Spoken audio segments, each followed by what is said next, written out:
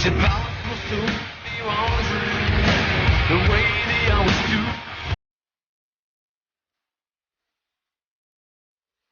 There's nothing much to do, and you don't feel much like riding. You just wish the truth was true.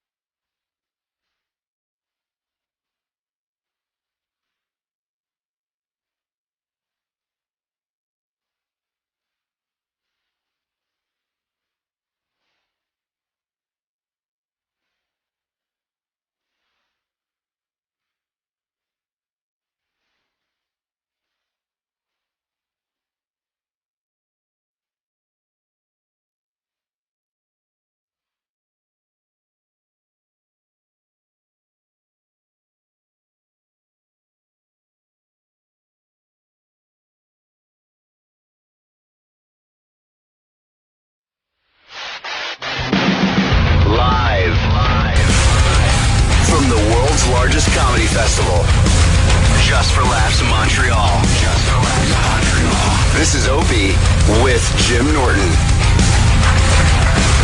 Here are your hosts. Good. Oh, God. And Jim Norton.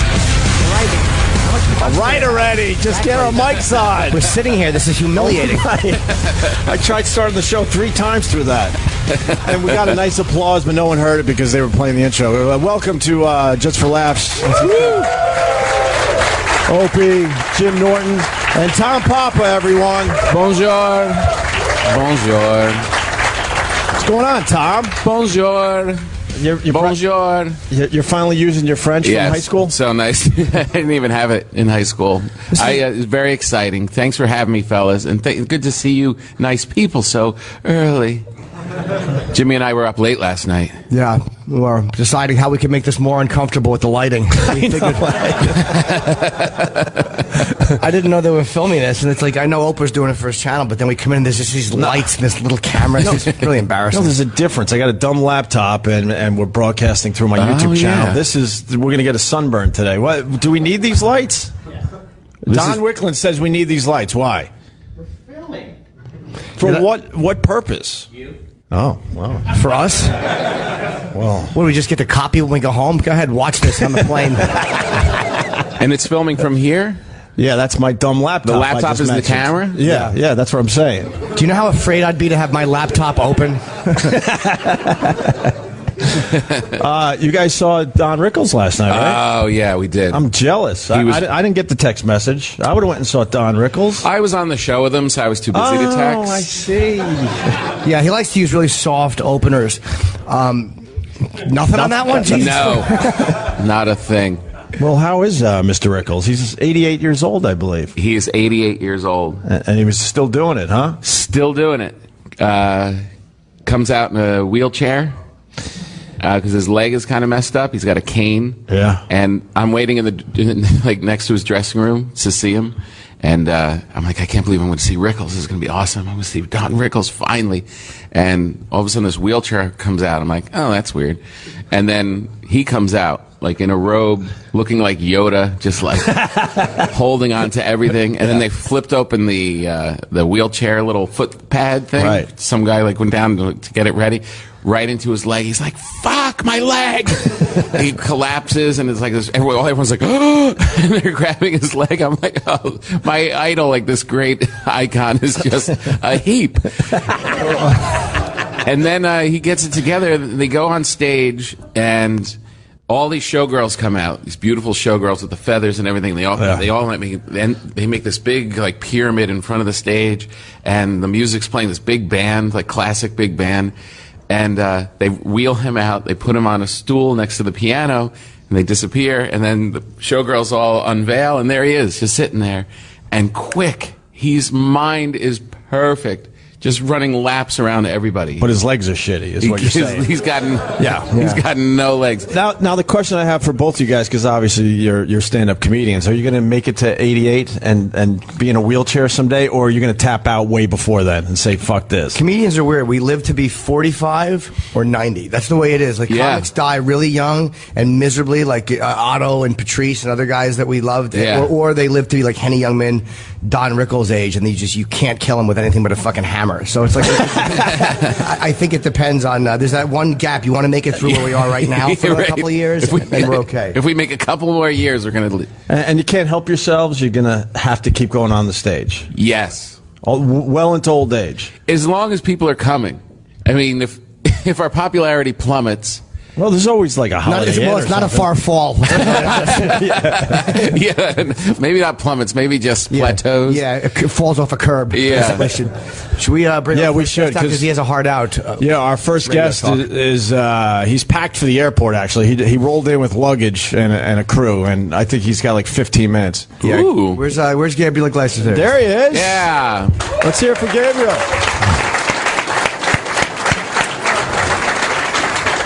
Wearing the Led Zeppelin shirt. I like that. What's going on, brother? Keep it going. Oh, nice.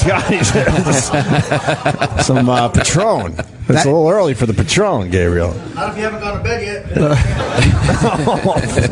So does he have a mic and all? You set up with? Oh yeah. Yeah, right into that there. Fat that I needed a whole couch. Feels weird. He's on exhibition. It is uncomfortable. We're all over here and you're right there. Just kind of, Yeah, we're well protected with this table and everything. Yeah. And you look thinner, by the way. You look like you've lost weight. Well, it's by association, a big ass couch. Let's put something colorful next to him. yeah, we kind of have a set. We're not used to having a set when we broadcast. Yeah, it's weird too, and I like the fact that they face the couch away from. This is the most unnatural way you'd ever talk to people. I feel like we're all plotting something on a park bench, like just. It's Montreal. Everything's just a little bit different. Slightly different. And you're out of here. You're heading to the airport, I guess, huh? Yeah, man, they got me running all over the place. It was cool. I was there last night with you guys. I was geeking out, listening to you guys geeking out over Don Rickles. Yeah. You know, they let me in the dressing room too. It was different for me though. Rickles was like, "Get over here. Somebody's got to clean this mess when I'm done." I'm like, "All right, I'll be that Mexican today. Why not? Sure, it's Don Rickles. Get over here. Smile like they know me." Yeah, okay, I'll smile. Right. At one point, he turned to a black family, and it was like a husband and wife, and their daughter was probably 11, and he goes, literally 11 years old. "I'm seeing Don Rickles," and he turns to him and goes, "You're not slaves. You will be." And the girl's like, "What kind of show is this?" And as he's saying that, there's a black guy working here with us. I'm sorry, sir. He shouldn't have used that quote. He always does that. I did see that out of the corner of my eye. I'm like, "It's Rickles. It's not me." It's okay. Yeah, right. Rickles is kind of like a made man. He can say He's anything. grandfathered in, no pun intended. Yeah, he's grandfathered in. Yeah. Did you watch any of the show or no? I was late for the show. You are? I was running around. I caught like the last 10 minutes. And did you get to talk to him besides just that or no? Right there in his Yoda robe, yeah, it was cool. It's like he had a glass of scotch or something with him, like Vodka. Like he didn't care. Like, you know what? Yeah, the doctors say one thing, but I know better. And it's like, yeah, you're not gonna kill him. Not anytime He's still soon. drinking the vodka. Vodka, Wow. on the rocks with a bunch of olives in it, and then he's got this robe on, like the silk print robe, and these little fancy little slippers, these little black slippers with gold things on them. He just sits there, and you come in, "Hey, Very chill, sir." and everybody comes in doing the bow, and it was very Godfatherish. It was like, "Oh, how you doing, sir?" Yeah. You didn't even look at him in the eyes. "How you doing, sir?" "Hey, get over here, sit down, real quick. Come on over here.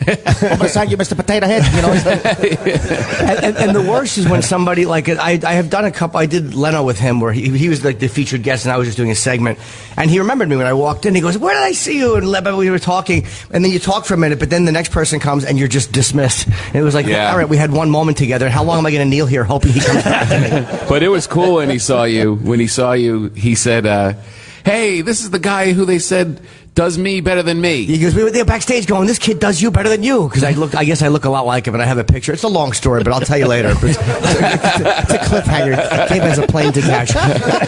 So, you got a film coming out. I told Gabriel last night I was in the Improv, and I saw it was like a preview for your movie, man. Big movie. the trailer, yeah, man. It's called The Fluffy Movie. Comes out in theaters today, as a matter of fact. Holy cow! 8 p.m. and 10 p.m. Nice. showing. Yeah, good for you, man.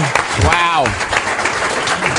So I'm pretty jazzed. Not a lot of guys get this opportunity. So I'm going No, for it. I think Sam said before you and Kevin in the last few years. This is actually in the theaters, and it's you Opening doing wide, stand-up. like a big. Well, it's 400 theaters across the country. 400 And then, theaters. It's one of those things where it's like the movie Chef came out, a limited release, and if it does well this week, then they'll jump it up to 8, and then so on and so on. Wow. Right.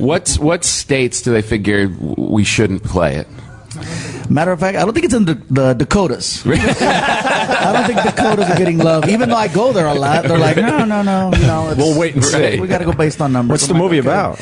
It's my comedy concert film. Nice. It's a comedy concert. It looks very awesome. cool. So yeah, man, an hour and a half of me on the big screen for. That's him. pretty exciting. So the only crazy part is that I decided to make the film PG-13, so I just dropped 2 F-bombs to make it so that everybody could go.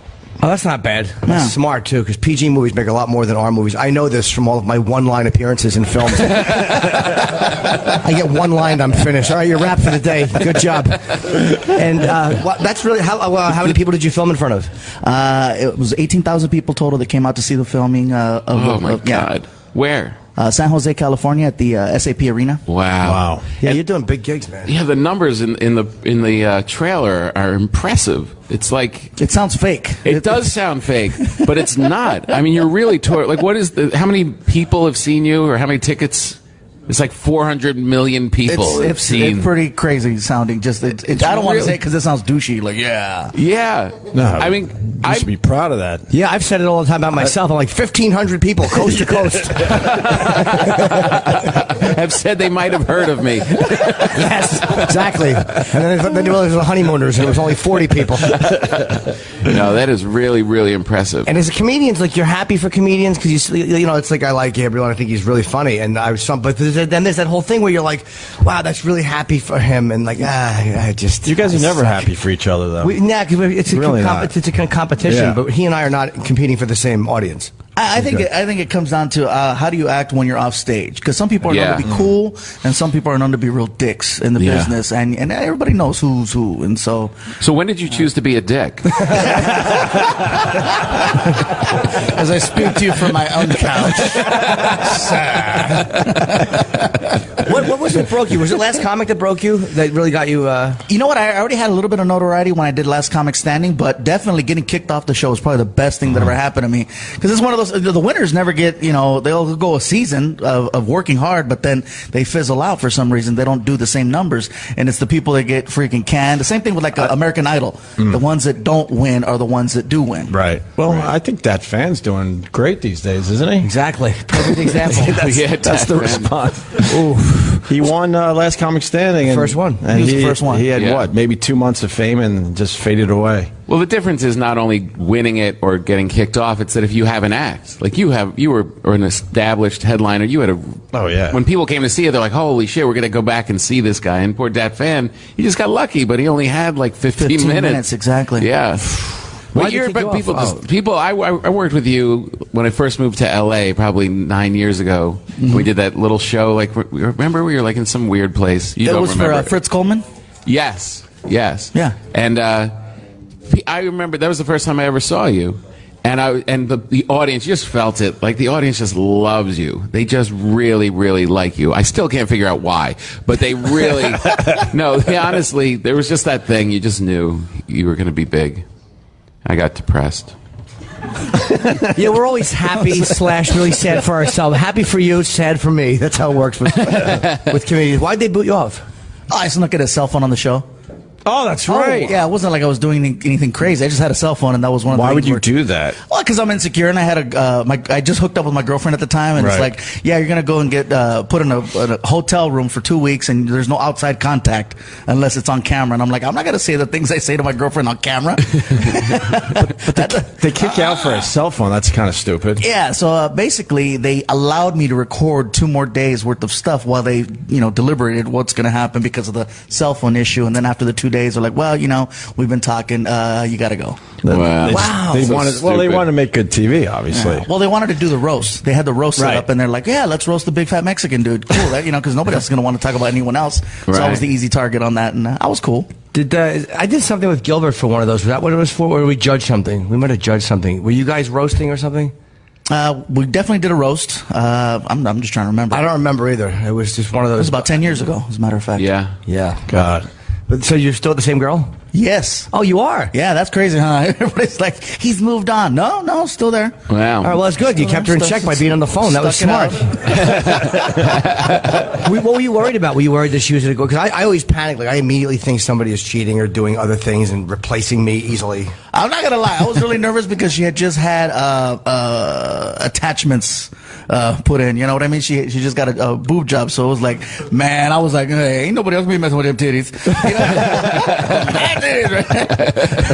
That's a hell of a thing to get. Your girlfriend gets this thing done, and then you got to go away for a couple weeks. And I'm like, no, I Hell gotta no. constantly, I gotta check on them titties. So Yeah. put the left one on the phone, so I can make sure that both of them are okay. You know what I mean? I'm thinking it's some deep-seated childhood incident. It's No, like, no, no, she had no, big no. tits, and I was just missing. I was missing the best response I could have hoped for. So you married now or no? No, we're not married. We're going on 11 years now. We're gonna Wow. get married? No. No. We're happy, bro. And she's okay. Yeah, we're happy. We're And not she's trying to okay mess with up. that? She is okay with that because, we are living a very nice lifestyle. We're living together. We share responsibilities. The only thing missing is the title. Right. And what about the kids? No kids now. We have a son. He's Oh, you do? technically my stepson, but he's happy too. He's like, Dad, whatever makes for you guys you. happy. And I'm like, yes, he gets it. Nice. Good for you. How old is he? He's going to be 17. Oh, okay. So he's like, he's of age to come see your show. So he knows how cool it is that you're his stepfather. Oh, yeah. He gets it now. Plus, his friends come over and they're like, dude, you're so lucky. And then I told him, because half my act is about him, and he used to get upset, but then I go, dude, look in the parking lot. One of those is going to be yours when I'm dead. Wait, what are you pointing to when you say that? Yeah, well, the cars. Oh, okay. I should have probably established that. My father said the same thing, but he pointed at my mom and my sister.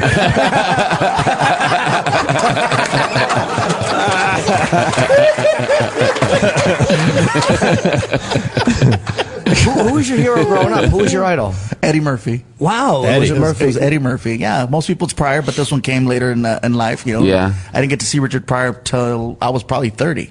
Yeah. Never watched Pryor. So Murphy's Delirious was your big thing? That was huge. Raw. Raw. Yeah, and it's funny considering the fact that my act is fairly clean. Yeah. Influenced by Eddie.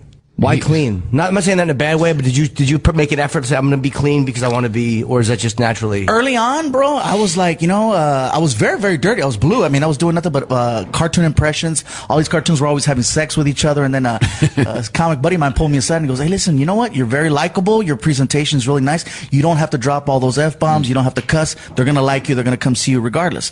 If you work clean now, eventually when you get a TV opportunity, you're not going to have to change your act. You're always going to be in that mode, so you don't got to edit. So start doing that now, and it'll pay off in the future. And I was like, wow. And best advice it's paid ever. off. That's for sure. What do you like about Eddie Murphy? I love the fact that when he went out there, everybody was chanting for him. Everybody was they just loved him, and everything he had to say, they hung on every single word. Right. He was very charismatic. He did characters. He did impressions. And I just remember him doing impressions of Mr. T, and I was like, oh my God, this is so cool. I loved everything about it. Even the intro that had nothing to do with his stand-up, which was just him as a kid. It was really cool. I'd always play that living room scene back. What was that scene? I don't remember that. It's been many years since I saw Eddie that. Murphy Raw starts off with, it's back in the 60s, the Temptations music is playing, and it's his whole family in the living room, and the kids are doing like little talent show day. And so his sister goes up, and she's singing, and then, hey, Eddie got a joke to tell. And then Eddie goes up in front of the family, and he starts telling the nastiest joke ever. And to hear that from an 8-year-old, Right, that was funny. And what about yourself when you were a kid? When I was a kid, actually, I was very quiet, very reserved. I had really bad teeth, so I didn't talk a lot. Oh, really? What was wrong with them? All chupacabra out, man. I had like they had to pull 8 teeth out of my mouth to have the smile I have now. I had to have braces. It was pretty bad. Wait, 8 teeth and then put these in, or you had 8 more teeth? No. They pulled, Just add more teeth. No, because my mother has a small mouth and too many teeth. It's a long story, but she does. So she's always having teeth pulled, and they just grow back. She's like an amphibian. Jesus. No, man. I just they pulled 8 teeth out, and then I got braces to have the smile I have now. But you look good. 'Cause I had a really mean overbite, What would the kids call you? Oh, man, you name it. The chupacabra was one of them. Shark mouth, Right. Everything to basically make me relive my childhood. Thanks, Tom. Why did you cry? Tom Yeah, Tom got him with a real Barbara Walters question. They're saying you have to go because you have a flight to catch. Are you doing a gig tonight or no? I'm doing a show in Washington, D.C. It's a corporate gig, so it's got to pay some bills. Oh, yeah, Nice. corporate Cool. gigs pay a lot of money. And if you're clean like you and have the name like you, I really should have went a different route. If only you were Mexican. I know, and clean. I can't do either one of those things. Well, I appreciate you coming on, man. Absolutely. What time is your gig? I don't know why I'm asking that. What a terrible question at the end of the day. What time is this private gig that none of our listeners exactly. can go see? We got to just. What about the movie? The movie. We got to promote the movie. What are you handing me, Roland? What is this? You don't know what you handed me? It's an open... Oh, all your dates. Where do they go to see where you're going to be? The Gabriel? easiest guy to find on the internet. Just Google the word fluffy, and all my stuff pops up. Fluffyguy.com? Yes, not fluffer. Totally different. Different form of entertainment. Then my altogether. picture shows up. All right, we got to get him out of here. All right, and the film comes out tonight. Tonight. Right. It comes And what out are the tonight. major markets it's Exciting. in? L.A., New York? All the major markets, definitely. Yeah, pretty much. Not Dakota, sorry. Yeah, or Utah. I hope not Utah. You know Utah. It's a shit It market, cuts off yeah. on Sunday. It's different. And it's called what? The Fluffy Movie. The Fluffy Movie. So great. Great. Thank you, Gabriel marketing. Iglesias. Yeah, let's go see it. Good luck, man. Thanks, you guys. And we're not breaking, so now you got to kind of just walk off awkwardly. Okay, so I have a question. So then, Yeah. what are you guys going to call the show now officially? Oh, God, I don't know. We don't know, man. We have no idea what we're doing yet. People are saying OJ in the morning for Opie and Jim. I don't want my name on it because it just feels like I'm jumping in my friend's grave, you know? If you don't want your name on it, call it Opie and Agony. No, at this Opie and Agony. Come on. Hold on. Drops the mic. I'm out, bitches. He's out. Gabriel Iglesias. Thank you, sir. Nice meeting you. And That's funny. He, as he was saying goodbye, he glanced. As he was saying goodbye, he glanced down at the tequila. Like, should I really leave this? Well, I don't know if it's really tequila. Can you smell that? Because Yeah, I let me saw like smell. little water bubbles in it. I'm like, I think Gabriel fucked this. No, there's no way. Is that tequila? Yeah, that's the real stuff. who wants a shot of tequila? Are we allowed to pass Yeah. out shots of tequila, Don Wicklund? Yeah, that couldn't be a problem for anybody. It's Canada. We got to loosen up this audience. Who wants a shot of tequila? Anyway, Right there. wow. Okay. And right there, and right Okay, there. Wow. You really expecting this audience? Every hand is going to go up. I saw that. Just need some shot glasses. I want to talk to the guy that was on a bus for 38 hours. I heard Sam. What? 38 hours. From Winnipeg? Oh, a young, handsome Jeffrey Dahmer. Hi, sir. How are you? Yeah, he's one to watch today. We always know which ones to watch when we do these live broadcasts. First of all, I don't even. Is Winnipeg that far away? I guess by bus, but they could probably What, you get take here a if you- local? Pardon me? You took a local? It doesn't seem like it's A lot of stops. a lot of stops. There were a couple. Actually, no, only about 3 major stops. Like an hour or 2 hours at some places. It's like but- ice road truckers. You do realize we're not worth 38 hours, right? Yeah. No, it is. It was. We're worth maybe 4 to 6 hour bus ride. I'm thinking. Absolutely. And that includes leaving the house and delays and checking into the hotel. Or do you just have narcolepsy and you kept missing your stop? Were you just listening to the show over and over on the bus? I was listening to the show. Yeah. Were you on a bus where some guy beheaded another guy and they had to like put you on a new God. bus? Yeah, that actually happened I in like my this. province. I know, that's why I mentioned it. Yeah. Jimmy's smart. Jimmy's smart that way. What do you think? I just lucked up on a beheading on a bus reference? Because there's so many. I know, right? What happened? A guy chopped someone's head. Oh my God, it's a great story. I didn't hear that story. Yeah, but it's would you want to tell the story? So you look like a man who might do that. He chopped off a guy's head that was sleeping beside him. Just sleeping? Yeah, he said that God commanded him to. And what did he use? And then a machete that he had on him. Oh my God. Yeah, for some reason they only check your bags at major cities. All the little small towns, they just say, get on. Yeah, of course. That's probably, I don't know where it happened. But yeah, he chopped off his head and then actually started to eat him. Oh, And The guy slept through all this? And they, did anyone speak? When did people start speaking up that something was amiss on the bus? By the time the second course came around, it's like, oh no, it's his liver. I mean, I can understand maybe you could chop the guy's head off, but then when you start eating the head, I would assume people might want to get the attention of the bus driver. started eating him? God, yeah, he was showing his head around, and then they had. to What lock part him of the on head bus. would you eat first? You think? You Probably got- the nose. nose. Yeah. You got to go nose first. Unless you're holding it by the nose. I think you got to go cheek. Go cheek just Gotta because go it's cheek. fatty? Well, yeah. Oh, God. So, was there any characters on the bus for 38 hours? Any There's a lot of- stories? Anything? There's a lot of French people. As I was saying before, that one time this lady just reclined her seat right into my knees, Right. and then another guy kept falling asleep on me, and he could only speak French, and he's like, "Oh, usually there's an armrest here," and just continually right on my shoulder. So were you at But a... aside from that, it was just falling in and out of consciousness and continuing on down the road. And are you taking the same 38-hour bus home? I actually haven't even booked my return yet, but yeah. Might not go home. Jesus, you really are a fucking casual traveler, aren't you? In 2 days, he's going to show up outside the studio in New York. Hello, guys. I took a 4-day bus trip.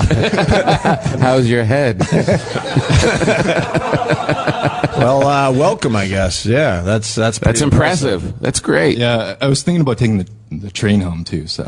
No, don't do It's- that. It's all fast. You'll hate that.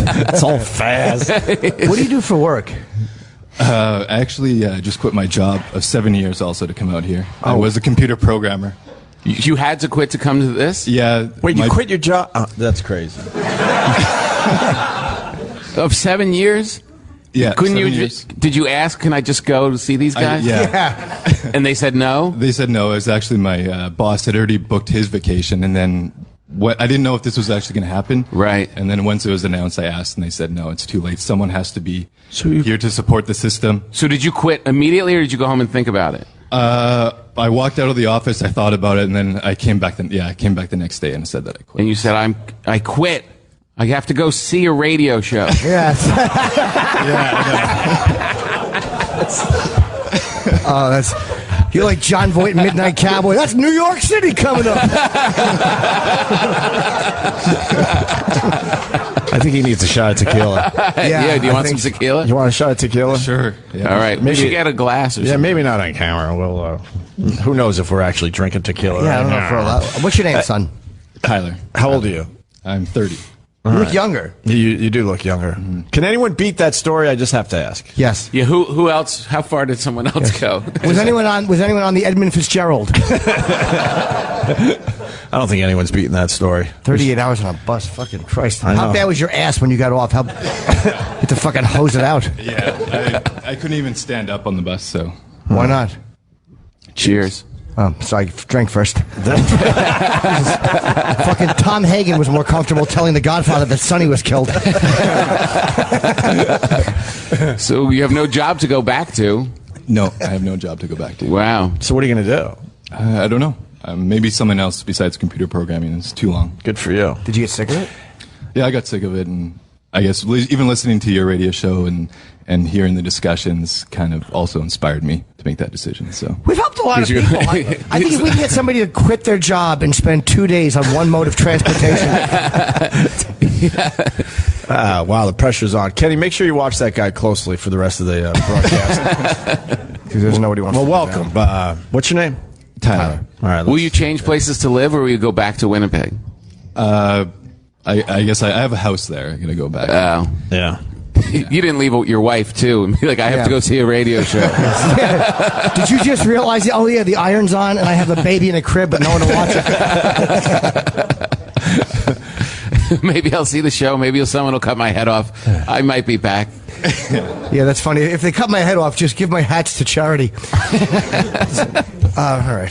We've run out of steam with this guy. Sorry. I don't know what I expected. How many beheading jokes am I going to do in one fucking sitting? Right. We did well with him. But Yeah, that was now the pretty good. pressure's on for us to perform. Yeah. So, You know, he's really had a lot of stock in coming here. yeah. Who else do we have coming on the show today? We got Ron White. We got Greg Proops, Kurt Metzger, Nick Iglesias, Wow. and others. So, That's good. Yeah. It was funny last night being, Jimmy came to meet me backstage because we were going to go to dinner after the Rickles show. And I came backstage to see Don Rickles. I could have met you in the lobby. and I was never with Jimmy when he's trying to get someone's picture. You haven't gone through that yet. I haven't never gone through it. I've always seen the results of Jimmy. Have you ever? But I've never been like sitting there. I'm like, all right, we should go to dinner now. And Jimmy's got his phone out, and he's like, no, I think a couple more minutes. Rickles is there. Right. And his door was closed, and he's got like old school managers, you know, like from like old show business. They're all in tuxedos and stuff, and they're like, Mr. Rickles can't see anyone right now. And Jimmy's like, it's okay, wait him out. And I'm like, we really should go. We're going to be late for dinner. Maybe we'll see him another time. You already have a picture with him. And he's just like a shark. He's just so intense. He's like, nope, 5 more minutes. Just give it a couple more minutes. And then the guy comes out. Yeah. And I said, I just made this joke to him. I'm like, I really feel bad leaving Mr. Rickles without saying goodbye. And the guy's like, all right, come this way. And Jimmy's like, okay, good move. Here we go. This is how it happens. I didn't need a photo with Rickles. I have 2 photos with him. So why did you need another one? You- I No, never. it wasn't even, you it wasn't even acted about like that. you needed one? No, honestly, it was because I would love to. It's like when Don Rickles there. If you could at least say, "Hey, good night" or "Hello," Right. you have to. He's 88 years old, and he's one of the last greats of that. You know, he's a legend. Yeah. And you didn't have a photo with him. And Tom was in this thing. He doesn't know how to do this. Tom's just like, "Oh, I don't think so." But I'm like, "Hey, Dumbbell, you just did a show with this great comic, and it's like you should take a photo with him because 30 years from now he'll be, dead, and you'll be like, look at this great moment I Yeah. had with Rickles." I And never knew get he photos. wanted to, and he never gets them, and Yeah. you were happy you did. I am very happy. I went up to him and I said, I said, Mr. Rickles? He goes, I watched your set. Because I was on before him. And he said, yes, I watched your set. Have you ever thought about a career in groceries? It's very nice. You deliver food, and it's a nice living. And once in a while, you throw a joke in just for yourself. What a lovely guy. Yeah. He really is a lovely man. Yeah. All right, we're going to take a break, and we're going to get some more comics out here. So I want to thank everyone for coming by. Yeah. Especially the 38-hour guy. Yeah. Especially the 38-hour guy. And we'll be back from the Just for Laughs Festival here in Montreal. Opie with Jim Norton on Sirius XM. More from Just for Laughs, Montreal. Coming up. This is Opie with Jim Norton. Live from Just for Laughs, Montreal.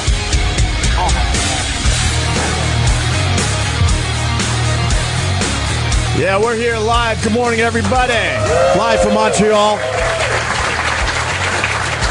Just went back to get some coffee, and I'm going to put Don Wicklin on the spot. He said there's a really hot girl in the second row. Oh, la la. He's shaking his head, and he says she could have been in ABBA. Well, Don is always good for those pop culture references that are. It has to be her then, right? Over there? From ABBA? Which is the hot girl? ABBA? It has to be her. Don They're has. all hot. Hope you have to pick right because you're going to offend the other girls if you don't. You don't want to. Don't start going. Well, it couldn't be that one. Actually, I think there's. Yeah, okay. The blonde girl, right? Yeah. You think she's hot, huh, Don? She's very pretty. Hi, what's your name? Danusha. Danusha. That's so close to what I've called a lot of people. It's a nice name. And where are you from? Ottawa. Ottawa. Mm-hmm. Where's Ottawa? 2 hours from here. Oh, okay. Jeez. How did you get here? Did you walk? No. We were thinking about biking, but we decided to drive. Through Winnipeg? Yeah. Well, No, it was just a 2-hour drive. Okay. By It's biking. normal. You mean bicycling? Yeah, just for fun. How many hours would that have been? 5? 5. Okay. How fast do you ride bikes, or how slow do you drive? How is your bike ride only twice as long as your car ride? He told me 5, and I was saying more. So 6, 7? You don't mean motorcycles. Sorry? You don't mean motorcycles. No. Okay. And you you were guys gonna, married? They were going to do that just for fun. A 7-hour bus, bike ride to see us. You know, it'd be fun if I was with This a girl. audience is really strange. They are very bizarre. dedicated. They're very healthy and outdoorsy. Dedicated. How long are you married? 3 years? Don, she's married. To that guy right next to her. To this guy, yeah.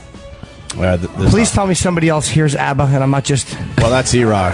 E-Rock, stop. How long are we going to play ABBA for? E-Rock's being we get clever it. back in New York. I like a second of it, but we don't have to hear the whole thing. Talk over the bed, guys. It'll be good for protein. Bienvenue. We're all just waiting for each other to talk. Boy, that was uncomfortable. I was just thinking how it's not going anywhere. Thanks, Don. Well, once you found out that the husband was right next to her, it's like, oh, she's just not as hot. Well, let's talk to the guy. I want to talk to that guy in the back. He looks like he was from Bachman Turner Overdrive. Which one? No, I'm just kidding. I'm just raising it up to 70s. Look at me. Which one? Which one? E-Rock goes crazy with working for a living. Just another terrible reference. I'm doing the keynote speech at 1 o'clock today. If anybody is a badge holder. This is a big deal. No, It you is don't a have big to deal. clap. It's a big It's okay. deal. Are you excited, Jimmy? No, I'm not. Nervous? I would No. be. I Yes. would be. No. Oh, you should be. I'm not saying it's going to go great, but it's like No. it's like just a talk. No, it's not. I already. But you got know. to talk in front of all your peers. All your peers. It's That's all got to the- be nerve-wracking. Yeah, but they'll get the inside references. Like I'm going to go up and go, God, I had a set recently and I killed, and they'll all know what I mean.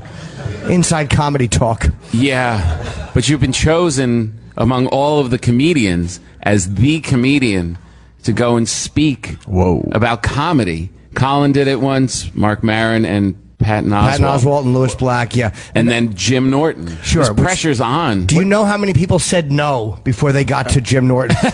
This was not like, nobody said, do you want to ask Louis C.K.? No, fuck him. Let's see if Norton's available first.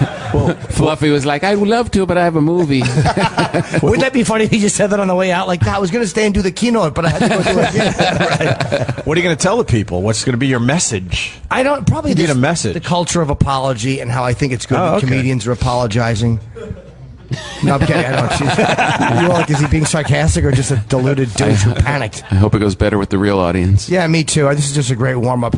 No, No, it is a big deal. But they're right to ask you. no, it's like, what am I going to say? You're a comics comic, as they say. No. You don't want to be known as a comics comic? No, because comics tend to play to the back of the room on purpose, which means you don't care about the audience, but you just want the comics to let. And it's like, that's not. The worst part is that a comics comic is usually poor. Yes. Because he turns on the comedians, but the public at large just don't care about you. I see. Yeah. It's the opposite of Fluffy. Okay. Right. Yeah. Who the public loves. Also, we got to promote Jim Norton's Vice show. Anyone see that yet? Oh, thank you. Nice. You could go to Vice.com and check it out. It's doing very well. The reviews are great. Yeah, it was really, part 2 comes up today. I don't know what time, because Vice it's different than like regular promoting. Like you think like you promote a TV show, it's like, it's gotta be 8 o'clock. But those guys are so laid back. I'm like, what time is it coming? And they're like, hey, it'll get there. They're not panicked about it. So part 2 for the Tyson interview will be up today. They do everything in 2 parts, and then it will just stay up there. Yeah. But yeah, the reviews were really, really good. Congratulations. Believe me, I know negative shit will fly in. It's part of what we do. But it's part of life. I was very happy with it. So hopefully. How many did you do? 4. 4? Yeah. Who's the next guest? This is the second part of the Mike Tyson Dana interview is today, Dana White, and then next week it's Freeway Rick Ross. Nice. Wow. Yeah, who was a man who sold a lot of drugs. he was really good too. And Tyson really bit your ear? Oh, for the promo? Yeah. Yeah, he did. It was a weird. So great. We were doing a promo where he bites me, and it was kind of funny, but he didn't bite me that hard. And I'm like, you could bite me. And he was like, all right. And when I heard that, I was like, oh. And he did. And it hurt. You can see it in your face that you weren't acting. If you watch that dumb promo, there's one moment you could just see his teeth. You could see my little ear. And I have very small, as Patrice used to point out, I don't have, because Patrice would scratch his nose and go, you don't have any lobes. And he would point out my fucking ear. He was great at pointing out your faults. Yeah, and then never. What a nice guy. Do you know how I realized I had a weak chin? Otto Peterson, we were walking one time and he just said, you have a weak chin. And I'm like, really? And he goes, yeah. That was like my second year in the business. Why would you say that to someone? I don't know, but he didn't even mean it to be offensive. It was almost like if I looked at you and said, hey, you haven't shaven in 2 days. You'd be like, oh yeah, no, I got to shave. It was totally unoffensive. The rest of your next shows, you're like trying to stick your chin out. No, I just realized I better start writing for it, because if Otto noticed it, Right. it's just embarrassing. You do look amazingly close to Don Rickles, like when you were two Well, you know how next much to that each hurt? other. That was almost a great compliment. You do look amazing. Like close to an Don ugly old man. Rickles. Like an 88-year-old man. That started off so good. No, it is kind of. Do you see it? Yeah, everybody's been saying that my whole career, but Rickles was never a guy I studied, or I enjoyed him.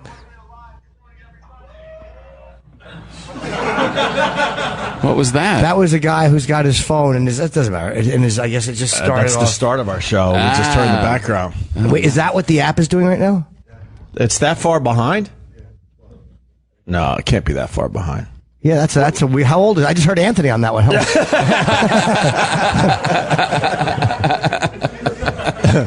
Where are you from, sir? We might as well talk to you now. From Il Perot. Where? Il Perot, near Montreal.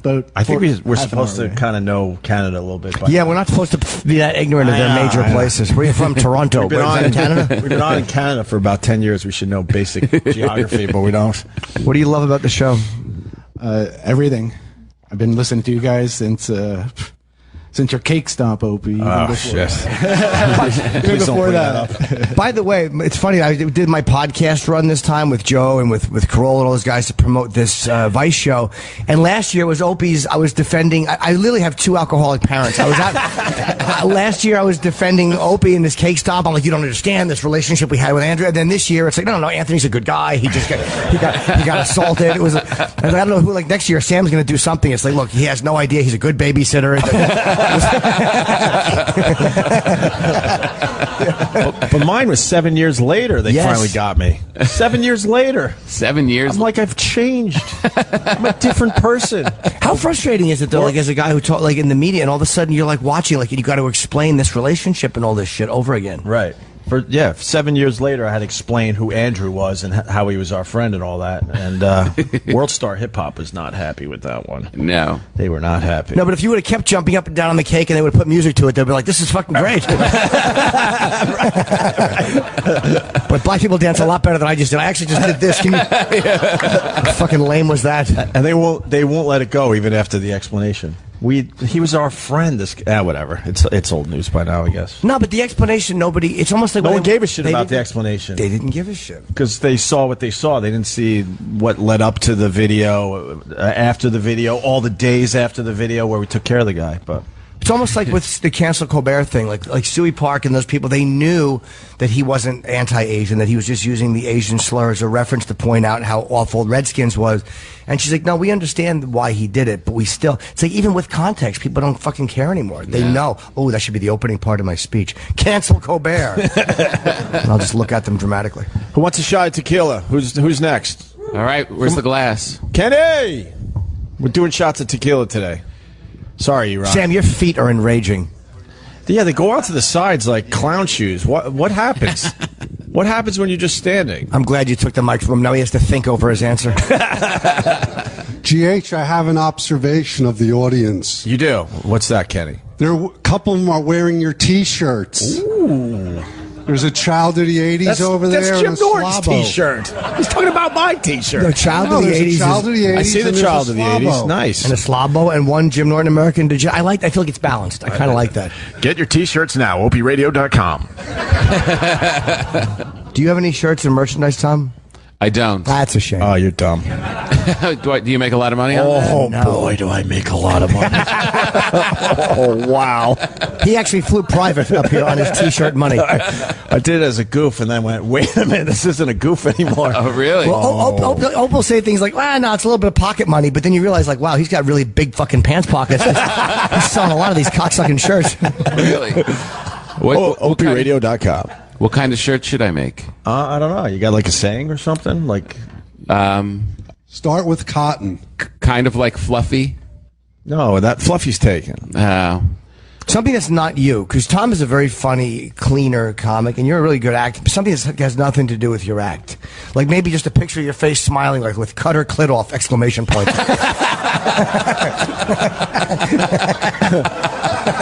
Like your fans would be like, "What is this?" Cut her clit off.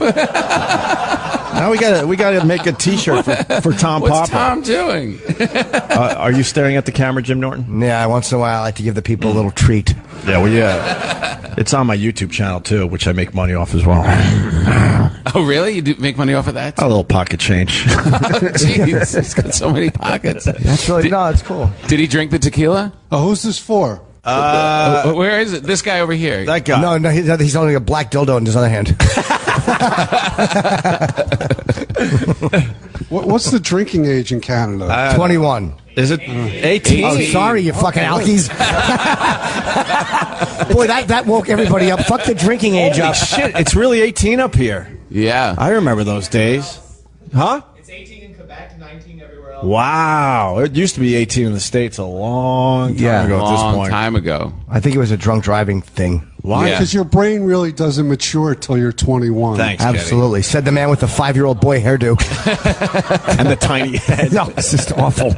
Kenny got a haircut just for our trip to Montreal. Isn't it lovely? It is. Yeah. Yes. It's the worst Thank you. haircut ever. I wish Kenny got it on a bus while he was sleeping. Nothing on that. That's a callback. That was a good one. Another beheading joke. You know, Yeah, it's- nothing. It's a callback. I like Cheers. So cheers. Thank you. Wait, who are you, first of all? I'm Brendan Mertens, going for city council in the lovely town of Ottawa. So, that should help as you drink a tequila at 8 in the morning. You're running for city council? Yeah. I'm taking the Rob Ford business model, you know. So you see, Ottawa is kind of like your Washington D.C., you know. So I'm going up against like the evil corporations to try and bring justice back. But, cool. So this is the way to get that campaign started. You got to get the young people. You got to get the young people out there, right? You're so not winning. Oh yeah. I'm aiming for second place. If I can come second place, then I did my job. And you'll be happy with that. Your campaign slogan should be "Cut her clit off." I'll adopt that. I'll give you full credit. Yeah, but with a look of regret on your face, like I hate to do it, but I'm gonna have to. You see my wife's face, right? She was sleeping when I came home and said, "Yeah, I'm running for city council." And she's like, "What are you doing?" Because her family found out through the newspapers and everything, right? Because I came out going, "Oh, I'm gonna have an anti." Boring. I'm so sorry. I'm sorry.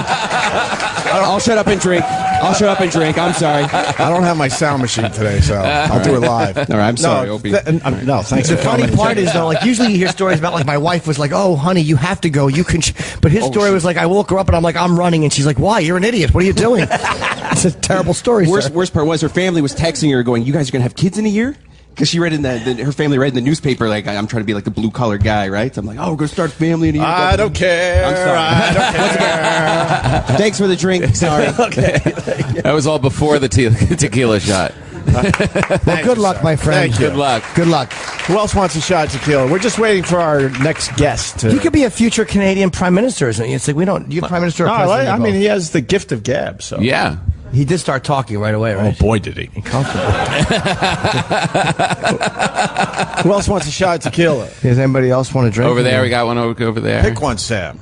The guy next to the guy Sam, who came 38 hours on a bus is like, I need a tequila. This guy's weird next to me. Yeah. As your men's knees are. What's worse than another man's knees touching you? Guess a lot of things. Oh yeah. What's your name, sir? Elliot. Hey, Elliot. Where are you from? From Calgary, but I live in Colorado. Okay. Okay. Well, we can't just ask and be curious. Why'd you go from Calgary to Colorado? Job. What do you do? It's a lot of work here, Elliot. All right, what kind of? I work for a cryogenic liquids company. Anything without a C in it. Cryogenics liquids company. Cryogenic liquids. Wow, really? Yeah. So you're the gloop that goes in and keeps you frozen. A lot of people always think that we do that, but no, we don't fuck with frozen people. What do you do? Honestly, it's used for fracking. Oh. What's that natural gas stuff? Huh? Yeah. Is that the natural gas thing natural people gas do? stuff. It's big in Canada and Colorado. Yeah, it doesn't hurt the environment at all. No, not at It's all. causing earthquakes in all these places, right? They say it doesn't hurt the environment, though. All right. Well, wasn't one of the guys who's a fracker, like from Exxon or whatever, fight fracking in his own neighborhood or something? No idea. Cool. I just wanted to say something that would bore everybody. And I asked a question I had no answer to. But I thought Matt Damon did a movie about that. Yes, he did. Terrible. Oh, well, he's on the other side of the. He heard it was terrible because he probably didn't like the message. It was actually a really good movie with an anti-fracking message. Is that why you didn't like it, because of the fracking or the acting? I never saw it. He won't be a party. I won't put money in his pocket. You said it was terrible, but you never saw it. All right, let's cut our losses. Thanks. Have the tequila. Thanks. Want to try one more? I don't know. How about one more? I don't have to go anywhere. I'm just right here. All right, one more shot of tequila. Yes. What's your name, sir? Edmund. Hey, Edmund. Where are you from? I'm from here. The only one from Montreal, it seems. Everybody else traveled across the country to see you guys. I know. What assholes. I know. Just 45-minute drive. That's all. That's all it was. By bike? No, I actually drove the car. I'm the one that told Jimmy that the way to pronounce Jesus Theater is Jesus, because you thought it was Gesu. I thought it was Gesu, But that's a group from Jisoo. Winnipeg, actually. It doesn't matter. They all equal the same thing. Empty. It'll be empty. It's a church. You're going to be downstairs in a church. Yeah, no, we walked past it yesterday, That's Kenny a great and I. theater. Wait, what show is that you're doing? It's just my stand-up show Saturday night. Oh, nice. I'm doing the Seth Rogen has a gala. And I'm on Ooh. that. Nice. You going to get your picture with him? No, Seth is old hat. I already have that, Tom. Sorry. But if you have nothing to do tonight at 4 in the morning, you should just walk around and take pictures of women in tight skirts at 4 o'clock and Where? post them on Twitter and stuff like that. Why? What happened? Somebody else that used to do that. No, he's not here anymore. And we understood the reference. I was just seeing how far you were going to take it. Yeah. You knew the reference. But Anthony really does take pictures with his big camera. I mean, that was not a lie. He had it in studio. I saw the picture. It was actually quite nice. He wasn't going for a creep shot. You got to see the lens he has on this thing. Yeah, you can't creep shot with that. Right. No, that's actually something. It's kind of like the Hubble. Good. It's really going well. What do you do for a living? I sell barcode scanning equipment for B5. I told my boss. How many women have walked away in mid-sentence when you said that? No offense to you, but that's a weird job. It's machines that scan barcodes on products. We sell them across. People don't call me back. I leave messages for 100 people, and one person calls me back. That's what I do all day. That's a nightmare. It's not easy. Wow. Try to sell stuff. It doesn't work. It's not easy, but I do. This is like the monologue somebody has as he's washing blood off his hands in a hotel room in the mirror. 100 phone calls. One called me back. People don't call me back, but barcodes are necessary. What did you want to do? I tell them, but they don't. They just ignore the delete. But what did you want to do with your life before you went into the barcode? But I kept getting jobs that wouldn't pay me actual money. They'd say, "Sure, you can work here, but we won't pay you." Yeah. And this went on for like 4 different radio stations. Yeah, that's what happens. And they wouldn't pay me, and so they kept saying, "Go to the other end of the country and work for free somewhere else." And then I kept trying, and then I said, "I need money," so I had to do sales. And you went into the barcode business. Yeah. Well, that was. This is my 30th sales job, so. That was like 29 sales jobs. So do you get really bored, or are you not a good salesman, or do you hate it? I listen to your radio show to wake me up. So. Oh, good. So I always do that, but it's not a fun job. But No, I wish I was doing radio. I think it was more fun. Well, it's always weird when you hear a guy who wants to perform or be on air or whatever, or as a comedian. We should have him sit right there for a little while. I've never been on the. I've only called you guys on the air, but I would sit down there if you want. Of course you would. Well, you're sitting there. Why wouldn't you sit on the? Well, what would you do with your radio? What would you do right now? You're on the radio. Well, what I would do is I would sit down next to you and ask you guys questions about what you think of your new experience and how do you think the next contract is going to go with Sirius. And all right, those are legit. Yeah, and we don't know, right? That's it. I don't know either. But we're waiting with bated breath. Ooh, and what a natural radio guy he is. We're waiting with bated breath, but we have commercials to get to, so we'll get the answers. Right. Well, I signed up for Anthony's show. Yeah, it's starting August 4th. August 4th, yeah. AnthonyCumia.com. I want to give listen to him and obviously listen to you guys. So. Yeah, they're not mutually exclusive things. People think like that being standing with Anthony means like, you know what I mean? I have to choose. You guys, we don't have to choose. I'm fucking gonna listen to Anthony, right. And he won't give me a free subscription. That piece of shit. Read your Twitter. Stand with Anthony means fuck Jimmy and Opie. Yeah, people get very. They think that there's like a thing with Opie and I, and there's nothing. But it's not fake for the air love. It's just a frustrating situation. Mm-hmm. We're in constant. I texted with him last night. We were just talking. We swapped cock pictures. Who cares? You know what I mean? He'll show me his dick by the cat. He's having some weird. Anthony had this weird thing with the Beavis Kumia cat. I saw that this morning. This is how fucking crazy our lives get. His cat's name is Beavis, and there's a guy named Beavis Kumia on Twitter. Right. And it's a funny account, but apparently there was some kind of a thing between them over merchandising or something. It's like, how does this shit happen? I don't know. Where the guy who takes on the cat thing on Twitter is now fighting with the guy who bought the cat. Or I'm babbling. Well, have the shot of tequila, sir, and welcome. Thank you very much. All right. Where are we at with our guests? Okay, we have 5 people, more minutes. We do have people coming. Well, we could take a short break then and do this all nice. Who's up next? Oh, wait. Are we done with the tequila? Did everybody get this guy's? Who are you? Oh, that's Chris D'Elia. That's Chris. Hey, what's up, Chris? Hi, guys. How are you, man? Should we just have him bring him on? Sure. Chris, come on over. We're just babbling. Yeah, help us out. Unless you want a croissant first. There's chocolate croissants in the back if you want one. Do you want to just come on, or do you? Yeah, come on. Sit. Yeah, let's do this. Chris D'Elia, ladies and gentlemen. What's up, Chris? Morning. How are you, man? We've never had you on the show before. What's up? We've never had you on. Yeah. Chris is a great comedian. Yeah. Thanks. There's your mic. Okay. I didn't even know you were on today until they read the. Am I on? The list of people, yeah. Do you drink? I don't, no. You don't drink. All right, because we got tequila from. I drink a little bit, but I just know that everybody that comes up here drinks a lot. yeah. So to come and do radio at 7 o'clock in the morning. Oh, yeah. We got tequila right there, right? Yeah, from Gabriel Iglesias. Gabriel Iglesias. Oh, okay. Every comedian kind of brings a gift. Yeah, where's your gift for the show? I left it in my hotel room. It's my hotel robe.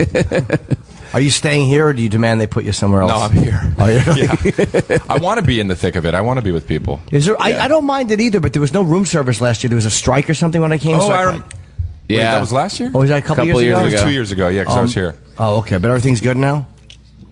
Yeah, I think you can get room service if you want. Yeah, I've turned into such a twat on the road with hotels. Like, when I travel, man, like, I don't know how you are on the road, but I'm the fucking horrendous baby. Everything has to be just so. I try to be okay, but yeah. So, because you deserve to be able to eat at 3 a.m. if you want, right? Thank you. That's the same discussion I've had with my road manager. I'm like, we deserve to have a nice late night snack, don't we? I'm getting an escort and he's fast asleep. I meant escort. When I said it's something to eat. I meant escort. And you were on. It's funny. Your name came up. I'm doing this show on Vice, and I interviewed Whitney recently, and she said very nice things about Oh, okay, cool. No, it was really nice. But she said she realized that Whitney was probably not going to come back because I'm like, well, how did you know? And she's like, well, they didn't really tell me, but they just all of a sudden gave Chris Lee another pilot. Yeah. I'm like, oh. So what happened with that? It was kind of awkward a little bit because they were like, "Oh yeah, we don't know if Whitney's coming back, but we have another show we're doing that we want you to do," and I was like, "Oh, okay, well that means that Whitney's not coming back," and they were like, "Well, we're not saying anything." Oh, jeez. And I was like, "You're speaking without speaking, though." So I called Whitney and I was like, "Listen, is it okay if I do this other show?" And she was like, "Oh yeah, I don't want to stop anything. Please go." And so I did, and then Whitney got canceled, and I got on the other show, and we got picked up and everything. So. What show is that? Undateable. Okay. Yeah. Is it still on? It was on they doubled up episodes. It was on for 6 or 7 weeks, and then we're waiting to hear. We'll hear in the next few days, I guess. Oh wow. But we were a summer thing. Yeah. Yeah. But it did well, didn't it do well? It did well. Yeah, it did well, and then we were up against the NBA finals, so we didn't do that as well. Right. And then we were up against the hockey finals, so there was that. And then for our finale, there was like this big storm in the country, and like a third of the country couldn't see it. Oh no! It was like nobody. It was like somebody didn't want this to be seen. But we did well despite in spite of it, and everybody.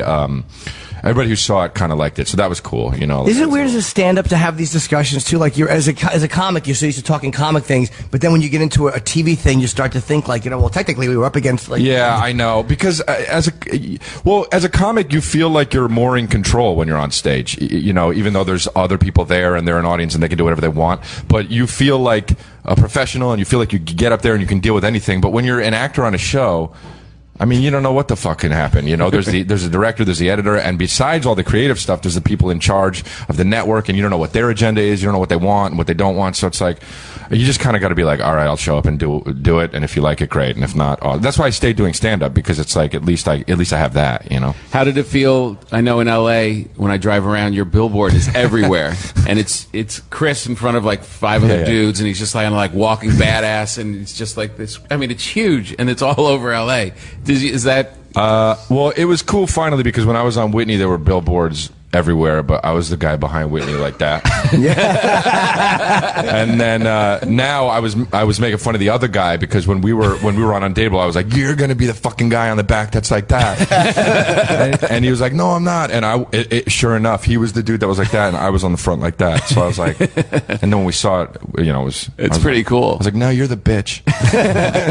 What is Undateable about? It's basically the blind leading the blind on dating. Like my character is kind of a quote unquote ladies man, and then he meets this guy who's not good at getting women, and so he says he'll take him under his wing to try and help him get girls, and then he meets his even more unfortunate friends that are not good at getting girls, and so he tries to help everybody, and then you learn through the process that my character is good at getting girls but not good at keeping girls, so he's in his own way undateable. So it's like the blind leading the blind.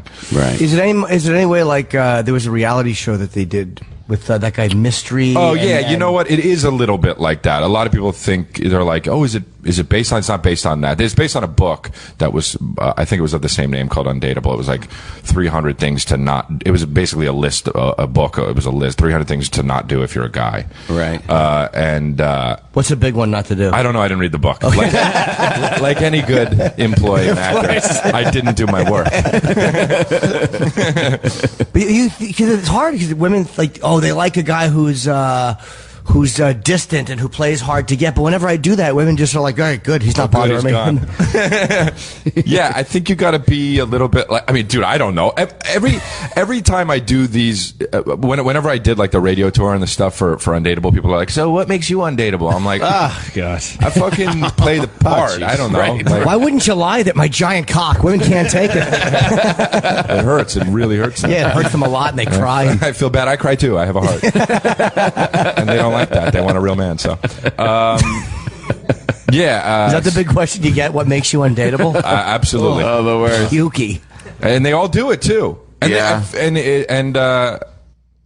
You're on the phone at 6 o'clock in the morning. Yeah. Like, I'm like, I don't know. I just get real with it. Like, I don't make any jokes. I just say I'm really selfish, and I feel really bad, and I think that's a big problem in my life. Just so they'll be like, oh, okay, we were supposed to be lighthearted. No, that's great. Fire a fucking horrible answer at them. What makes you undateable? I make sure to be positive, and I absolutely refuse to wear a condom.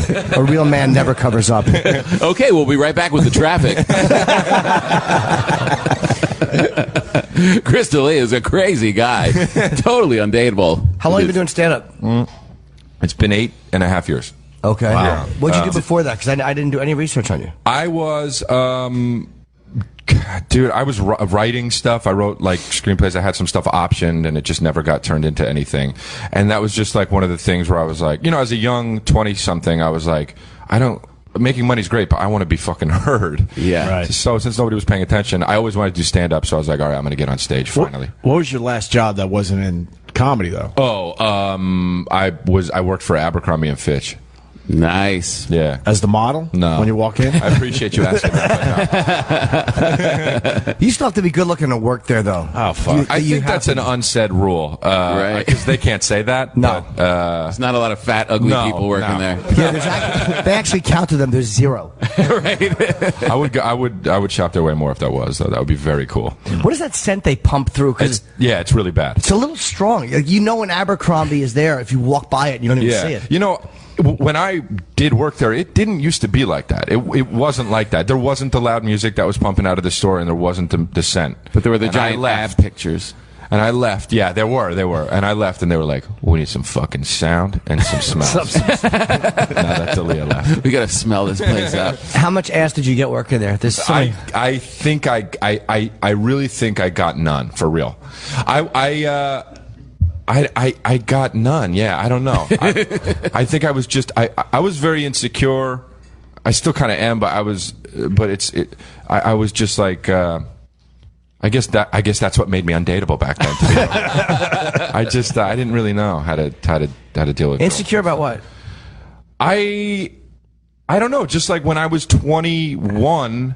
Well, actually, I had a girl that I thought I was going to marry. When I was young, and then we broke up. She was Mormon, and she was like, I want to be Mormon, and you're not Mormon. And I was like, oh, fuck. And that really fucked me up. Because I was like, well, what about love? Love's supposed to be more important than, and it just messed me up. And then I was like, for 2 years, I was like, I don't know. It really fucked me up. How long were you with her? 2 years. Oh, okay. But it was formative years, and I just felt like, I didn't know. I didn't know. I would be at parties, and I would be like, I would have such anxiety about like if a cute girl was around me, I would be like, I don't know what to do. And my friend would be like, what the fuck are you doing? And I would just be like, I don't know, dude. It was like a terrible coming of age movie where it was like the guy's not really like that, but I was like that. And then once I started doing stand up and getting a little bit older. You bomb in front of 400 people, and you're like, oh, nothing's as bad as this. So who gives a shit if you bomb in front of one girl? So what happened with the girl? Did she ever get married to someone else? Yeah, she got two kids. Oh. She's got twins and maybe more kids. Oh, she saved you from a fucking life of hell. I know. Yeah, I know. But I know now. You're obviously stalking her still, though. Yeah, I tabs on her. I follow her on all social media.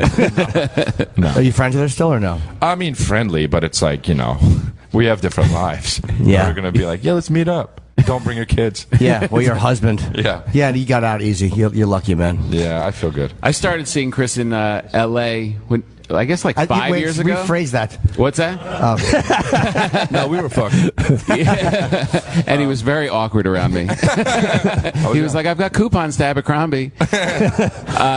No, but he was like, I saw you were pretty much starting out, right? In those clubs when we first met, we probably met where, like the Laugh Factory? Yeah, it was like Laugh Factory or the Ha Comedy Club. And he, yeah, it was. And who's your buddy? What's your buddy's name? Is it Jason Collins? Is that who you're talking about? Yeah. You used to come around with him all the time, and he was like kind of like new and like he always had great energy, but he didn't. You show up at the clubs and you're just trying to like do it. Yeah. And then I went back to New York for like 3 years, and I wasn't really around those clubs as much. And I came back to town. And nobody wanted to follow D'Elia.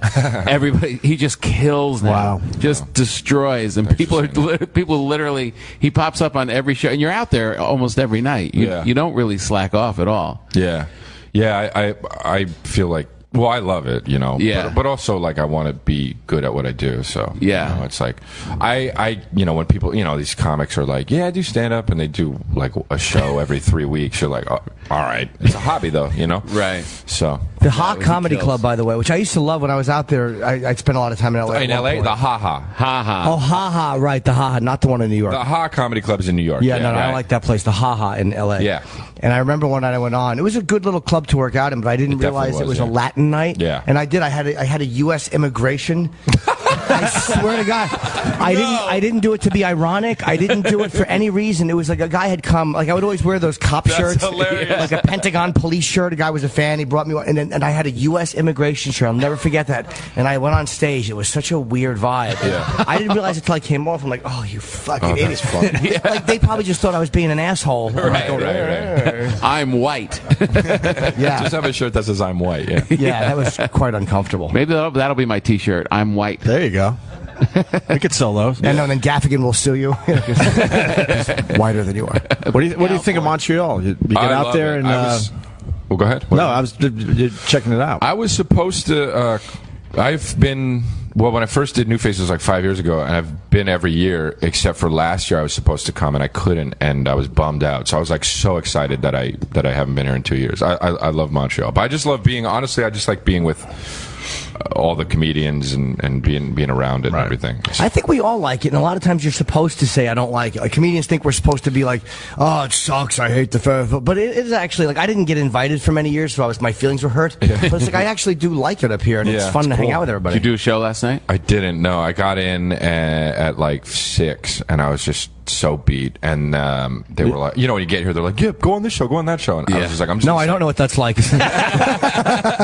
I was just like, no, I'm going to say no, and I did. It was very hard, but I almost went up at midnight. But then I was like, I'm too tired. Yeah. What are you doing tonight? I don't know. I don't know. I know I'm doing something. I don't know. But I have my shows on Friday and Saturday. I'm doing my show. Where are you? It's right across from the Hyatt. What's that? I don't know. I don't know anything. I really don't know. I can pretend, but I like the fact you have less information than we do. You didn't do research, neither did I. You don't have. It's sold out, so I don't have to be like. Doesn't matter. So, right? Oh, that's cool. That's got to be a nice feeling. It's always good to see your friends sold out in advance. You know what I mean? Please, because I prefer my method. I hate when it's sold out because then fans can't get tickets. I like it to be walk right up, guys. Come on in, plenty available. Are you going to go see Jimmy do the keynote address? Don't put him on the spot. At 1 o'clock today. I'll be there. Yeah, it's going to be big. No. It's not going to be big. It's not a big thing. It's huge. It's going to be big. Nobody gives a shit about the keynote. Like it's fun to do and to talk, but it's not. People, when you say keynote, sounds more important than it is. No, but I think people like going, the industry and stuff. They're always talking about that. Yeah. When I was here, I forget who did it. Well, maybe that says a lot. Say no more. I remember keynote though. It was probably Patton if it was 2 years ago. Was it? Was it Andy? He doesn't. Andy know. does his. Oh no, he does that roast Kindler thing. does he does State of the Industry, which I've never. I hear it's great, and I've never seen it. It is great. Where he just shits on the entire. And he does it he's been doing that for many years. He does it every year. Every year he does it, and I can't believe I've never gone to it. I hear it is great. Hilarious. Yeah, he's hilarious. Gotta check that out. I heard he brutalizes everybody. But the keynote, it's just there's so much pressure on that speech. Jimmy. Yeah, I actually don't know how people do it. I don't either. Yeah, well, I'll tell you how we do it with a lot of pages in front of us. I'm not going to look up at the stupid crowd.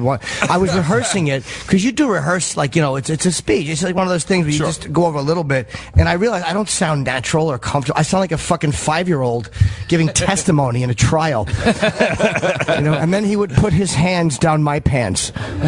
That's your hook. Yeah, it is my hook. Come on. That's your shirt, by the way. We're going to have a shirt for you, Tom. I can't wait. Well, we got to take a break. Thank you, Chris. Thank you. Anything you want to promote?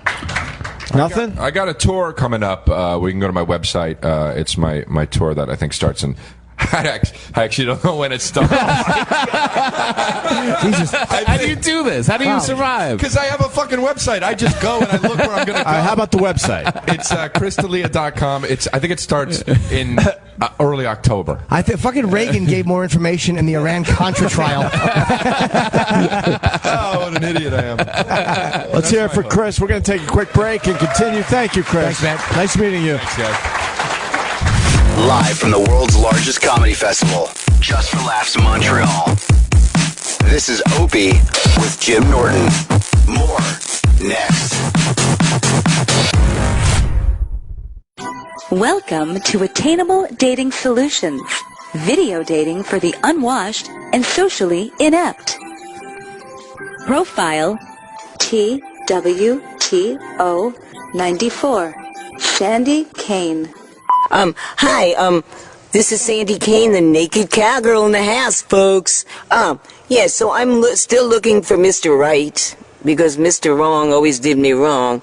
So, I'm looking for a man, who has a good job, and who's something glamorous and something, has a big dick, of course, and big balls, and really, I'm part lesbian because I like a man to eat out. When I was a fucking hooker, baby, I admit it, man, things were that bad as a stripper. People think strippers make money.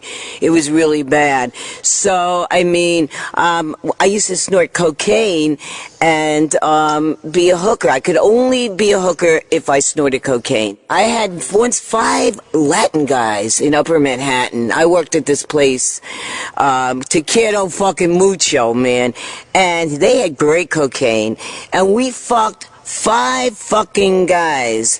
And it was fun. You know, I did get trichomonas one time. That's what happened. I got trichomonas from, like, so many guys coming me. I mean, it wasn't a good hooker. I really just would open my legs and like, just, you know, get the monies because I was so poor. And the cum in my pussy. Now, why should a person date me now? Well, I think I'm a pretty good lover. I think with all the experience I've had, and I think that we'd have a good time. So I wouldn't even tell a guy I have a genital wart. If he saw it, he'd like look at it and say, why don't you have that thing taken off? And I'm going, why bother? And Nick Cannon was hot. You know, it's just like white men, black men, give me the green. No, but can I really do it without getting money? Yes, I probably could. But, you know, it's hard to have sex with someone, to take off your underwear, to show them your pussy and your titties and stuff. It's so intimate that maybe with cocaine, though, I could still do it. Call the Opie and Anthony show, and we will hook up. 866-WOW-1-WOW. That's 866-969-1969. My favorite number. Oh boy, and I will suck that dick like you will never ever have another blowjob again. Call the Opie and Anthony show today. Sandy Kane does. The date is October 11th, 1983. It's 7:18 p.m. Detective Club Soda with self-professed organized crime soldier Lyle Chipperson. Okay, Lyle, you're requesting placement in witness protection. What kind of information do you have for us? Yeah, I'm in the mafia. Don't even fuck around with me. Don't get defensive. Just explain your business here. I was in the mafia for years. My mob name was Little Chippy D. Okay, Lyle, you have no record. You've been seen with none of our organized crime contacts. What was your role? The hitman. A hitman? Mafia hitman. Right, the mafia. Well, who do you work most closely with? I ain't no rat. Then I don't know why you're here. Are you afraid of repercussions? Yeah, good luck killing me. I carry like fucking bazookas. Lyle, there's no way you could have carried around a weapon like that. If you're just here to waste my time, I suggest you leave. Fuck you, cocksucker. I'd shoot and kill everybody. Bury in a hole or something, then we'll see. Mr. Chipperson, why are you here? Fucking stupid cocksucker. Start listening, you fucking piece of shit. I can't believe you wasted our fucking time with this bullshit. Do you know this is a crime? Make him an offer that no one refuses.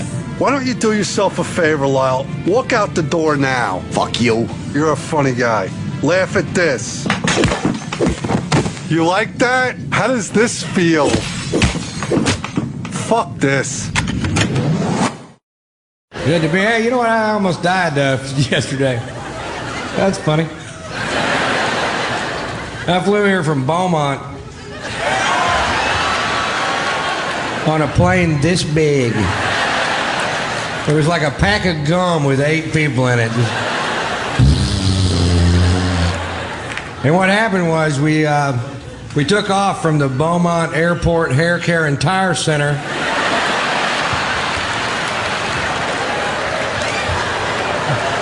Traveling at half the speed of smell. And we got like halfway, and we had to go back. It's a 12-minute flight. We can't pull it off with this equipment.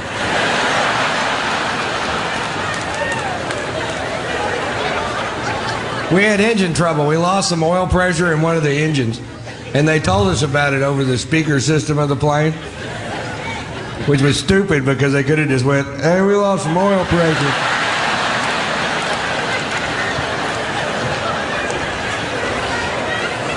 Heard ya.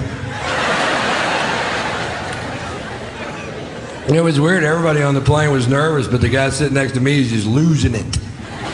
You know what I mean? And I'd been drinking since lunch, so I was okay. This guy goes, hey man, if one of these engines fails, how far will the other one take us? All the way to the scene of the crash.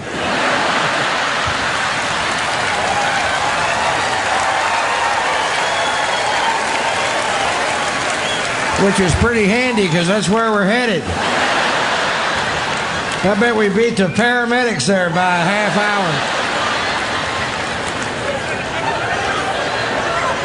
hour. We are moving. I drank too much. Other people learn things when I drink. Last night, a cab driver learned if I say I got a yak, it doesn't mean I have a long-haired buffalo living in my backyard.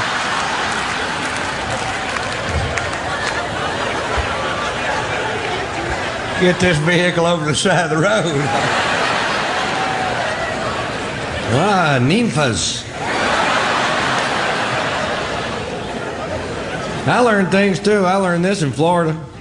They have bikinis now made out of seashells. I didn't know that. And I also didn't know this. If you're ever walking down the beach and you see a girl dressed in a bikini made out of seashells, and you pick her up and hold her to your ear, you can hear her scream.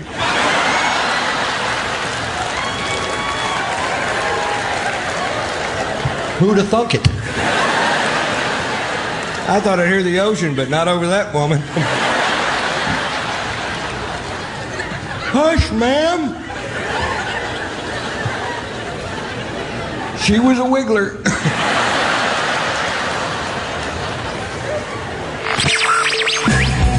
Opie with Jim Norton continues. Live from Just for Laughs in Montreal.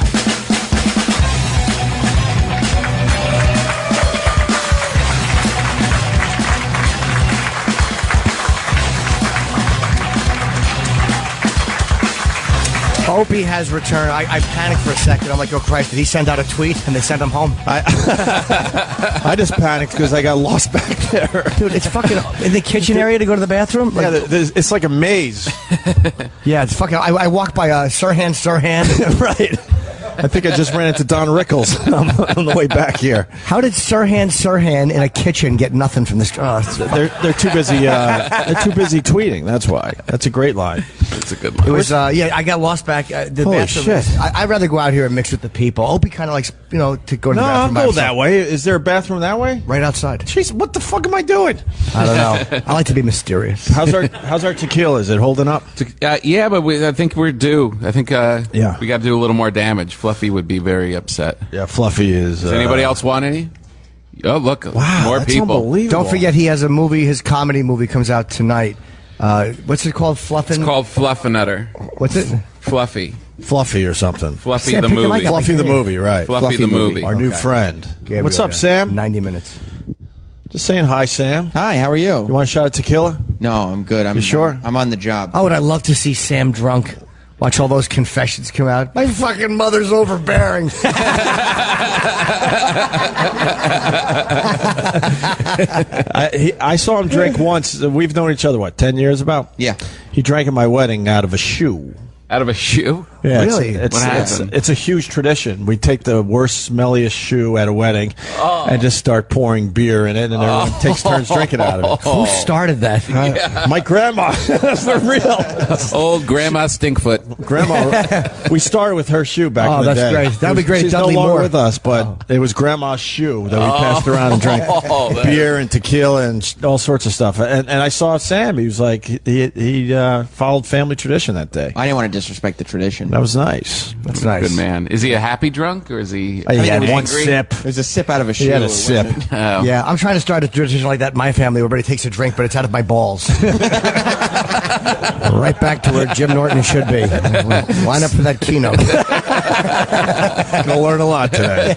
Started by Grandma. I heard, is Kurt Metzger here? Or okay. Nikki Glaser who's- is here. Let's bring Nikki. Who's going to get the tequila though? Oh, right. Yeah, we got to do, someone's got to do a shot of tequila. Who would raise their Who's hand? next? Kenny? Our black fan. Hello, sir. Thank God you're here. Wow, we got one, huh? Wow. Nice. All right. Good. What's your name? It's Kurt. I am Wooly. No, I know Kurt. Hi, Kurt. Have a Wooly. seat. Willie? Wooly, yeah. Wooly. Wooly, W-O-O. That's correct. And where you from, Wooly? From Montreal, 15 minutes away. Nice. Yep. Nice. You got the weed, right? Not quite. False advertising. That's right. How do you get, Wooly has kind of like... He looks like he's got dreadlocks. the weed. Yeah, a little past the shoulder length. How long did it take you to grow your hair like that? It's been 14 years now. Wow. Now, is there, He's this just is, like meeting police. the rumor is, how do you get your hair like? Because the rumor is that Rastas or whatever don't wash, and that's how their hair becomes dreadlocked. That's a lie, right? That's garbage. You wash your hair. How do you get it like that? You just twist it, and then it naturally happens. It's like you have a big fro, and then you just start like pinching it. And it doesn't smell. No, it's clean. That's another rumor. It stinks to hide. Yeah, you hear all to these hide weird. out. Boy, but they just fucked with white people and told us. Opie, you're thinking of white kids with dreadlocks. Yeah, but Sam's looking at him like, really? I could shower?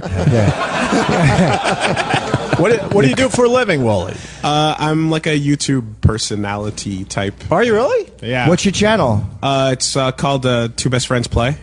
We play video games and we talk shit over videos. Oh wow, that was also the name of the YouTube channel the Columbine kids had.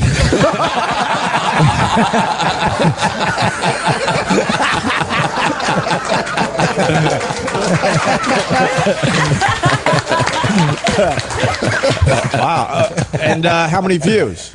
We've got about 450,000 subscribers now. So. Son of a Wow. bitch. We're okay. What the fuck am I doing? That's more people Playing that watch video my games and algorithm. talking as you That's do all, it. that's all it takes? Yeah, pretty much, man. But you got to be clever. It's what you That's do, my except problem. with video games in front of us, you know? What kind of all the latest video games? But Yeah. what makes it different? How do you guys make it different? We get to put up half an hour every day and just, like, I don't know, people like video games, so, you know? It's two guys whose dreadlocks don't smell.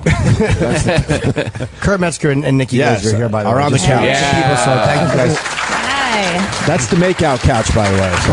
Yeah, that's the makeout couch. So. right. Just letting you know now. Yeah, we had Gabriel and Crystalia together. It Yeah, was hot. boy, Good was luck that following hot. Cheers, sir. Cheers, thanks. They're Cheers, drinking tequila, enjoy. Kurt. Really? Yeah, but that is Yeah. that is kind of fascinating that you go on a channel and you watch other people play games. That's why I'm asking what his angle is, because that sounds stupid. But it's but he has 450,000 subscribers. and he's I'm not really- the only one. That's a real popular thing. So I'll ask again. Why? What's your angle? Like when a new game comes out, sometimes people just want to see like what's going on with it. And we play through the whole game, right? And you just tune in for like however many parts, and it's like they're hanging out with their friends. Yeah, that sounds on the high end of people will watch like some girl just some shit she bought from the mall, holding it up like That sounds like even better than most YouTube stars. Right. I like videos like that. They feel voyeuristic. Like she's just holding up her top, and you feel like you're in a one-way mirror, jacking off. Well, and you don't have to work. That's my living. God, how much? I have to ask. Give me a number. Let's say per subscription. How does that work? Well, it's weird. There's a bunch of things coming in. We have a podcast that gives some income. We've got, like a website. Give me a number. A number about probably around maybe 40 or so for us, 40K, which is like not much, but By the way, did my per subscription question really make me sound out of the loop? What a fucking asshole I am. Do you get paid by the eyeball? What a dummy. I did not know that. This is going to be part of the keynote address. Does anyone have ASMR? Has anyone heard of that? ASMR. Is that a disease? Yes. Really? No one here? We're gonna be right you back. Do you know what it is? Ass, You know mouth, someone- repeat. Okay, so- well, that too. But there's another thing that I have. It's called ASMR, and I watch videos of people doing menial tasks, and it's really soothing and gives me a thing called ASMR, which is like. It's described as like a brain orgasm. You've heard of people with this? You're the only one. Thank you so much for being here. You get like a tingling, like Yes. Do you know what I'm talking about? Yeah, I get that when I watch beheading videos.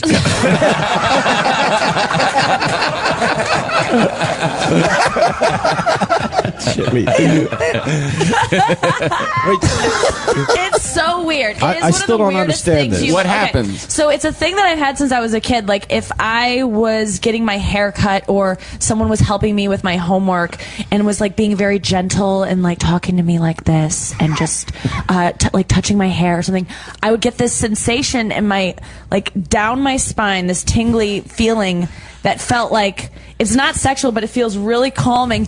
And there's a way to trigger it. There's like 10% of people get it, I think. There's a way that you can trigger it by watching these videos of girls just being like, now I'm looking through this book, and it's just like a girl for like an hour flipping through a book. And I'll watch these videos. It's like porn. I watch them every single day, and it puts Really? me to sleep like that. And are they making the videos specifically for Yes, that? you type in ASMR, there's thousands and thousands of these videos. There's girls like just brushing their hair. There's it's like they're called whisper videos, and it's just people who talk like this. Oh, that's so great. So creepy. Like if you watch it and you don't get it, you're just like, what the? It's hours of these videos. It's how boring people become famous. Because they're like, I true. can just brush my hair and somebody will watch this. Check it out. She knows about it. Wow. Yeah. Right? But like that so like there's a thing where people get like tingles in their head. And you do. Hold on. The microphone for this. She was here last year. I'm good with faces, yeah. Oh, wow. Well, let's be honest, though. Picking out a woman in our audience. a beautiful girl. Yeah, we have maybe 5 beautiful girls that listen to the show. Yeah. And you do yoga or something, I remember, right? Yeah, that's right. See, Wow. I should be Kruskin. Nice. That's really impressive. Thank you. And you know about this. Yeah, my boyfriend has. All right, Sam. Next. Don't bother coming next year. No, your boyfriend what? We went to the vet, and he was there to pay attention to the vet, and I was there to just look at the dog. But he couldn't concentrate any longer because the vet started moving her limbs to make sure she had good reach and Yeah, that would do it. Yeah, and then I don't understand. That would do it. Yes. Really? You can't understand it unless you get it. But there's got to be someone here who doesn't know I've introduced a lot of people to it because they're like, I know I've had that feeling before. Like when I was a kid, I used to think I was gay because I used to get that feeling when women would help me with my homework or like read a book. Like I would be reading a book with my friend. I would just get this feeling like, don't stop, just keep doing it. it because it would just. You're describing my life growing up. Very different reasons, but same questions. It's the same thing. And what is it? ASMR. It's And what is it? Autonomous Meridian Sensory Response. What does it? Shut the noise off? Is that what it does? No, it just makes you feel this feeling all through your body that's like tingly, and you just feel so calm and meditative, and I go to sleep. It's how I get to sleep now. It's like cured my insomnia. It's crazy. I watch these videos multiple times a day. It's like an addiction. It's like weed. Sometimes I have to stop watching them because the response won't happen anymore, and so I'll have to like stave off for a little bit. How long do you have to stay off? Because melatonin, I'll take a melatonin once in a while, and it'll help me sleep. Oh, you treat yourself to That really was a lame thing. Like once in a while, New Year's Eve. Me and the girls get together. We take some melatonin. Yeah, that stuff wears off too. I used to pop those every night. What's your favorite video to watch for this? There's so many, but I would say this is weird. I like to hear, and this is something that people usually hate, but I was on a plane once after I had discovered I liked ASMR. Oh no, flying into Ukraine airspace. Very relaxing. Oh my God. So I was on a plane, and this woman next to me was eating a bag of chips, and at first it was annoying, and then I was like, this is so soothing. What is that? Chip just showed up. You don't want to know. So what happened? You were on what happened? You were on a plane? Yeah, and this woman was eating a bag of chips, and What's and I was trying to sleep, and then I got that feeling, and I was like, oh yeah, like I love the sound of people eating, and so it's a whole subgenre of ASMR is people just filming themselves eating. And Opie hates that. That's the weird thing. Like, doesn't that drive you nuts in a movie theater? Oh, like, fuck yeah. You can't handle the sound. The noise of popcorn in a movie theater drives me insane. It doesn't give you a tingly spine all the way down? You're not following this either, right, Kurt? Have you ever seen Bob Ross teaching painting? That's it. It's That'll Bob make you Ross explode in your panties, right? A happy little tree. I understand the Bob Ross. He was the I'll watch forerunner Bob. of He this. did it for everybody. Well, he's the one that people cite as like when I was a kid, I would watch that for hours He's and the not godfather of understand what I was boredom. feeling. Yeah. Jesus. That's not what you want to be known as an artist. Curing insomnia. We should all talk to Nikki in a very soothing, slow voice. Yeah, Hey, Nikki. we're gonna paint a little tree here by the cabin. How close is that to like orgasm? It feels slightly like to me it's close to it. It feels good. It feels real good. Tom, you never heard of this either, right? Sometimes I like to just put a little tree by the barn.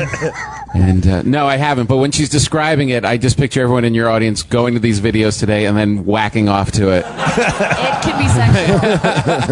I can completely see. It's just girls like, okay, so today I went to the store and I got this little trinket. Any guy that's watching something online that's boring, they're just like, well, I guess I'll just whack off to it. Well, the opposite. When people write yawn, that's actually a great compliment on those videos. Thank you. So did you ever though? Did I ever what? You know. Jerk off to him? Yeah. No. It doesn't. It's two different things. Right. How about two guys on YouTube playing video games? Do you think you could? That might do it, honestly. Like the click of the buttons, and if they were just talking softly, that could do it. So I bought this little trinket, and what else do they say? There's a lot of ones where they're like, it's called role play, which I'm not into because it just seems fake. No, neither am I. But tell Daddy what happened. Yeah. It's so corny. But it's like a woman being like, hey, welcome to the spa. It's really great to see you again. What services would you like today? Oh, your skin looks beautiful. Like and then they just act like you're going to a spa, and it's like this role play thing. It's so weird. And it's hours of these videos of people doing nothing. How long do you watch it? Like, how long is enough for you? If I see a new video from one of my favorites that's going to be like 40 minutes, it's like makes my day. If really? And are the numbers high on these views? Oh yeah, like hundreds of thousands. Really? I think a couple are millions. Oh my God. Yeah. I'm going to do one of those, and I'm going to blow it. Like, I'm going to do really calm, soothing things, like I'm just baking a bagel, and I'm buttering the bagel.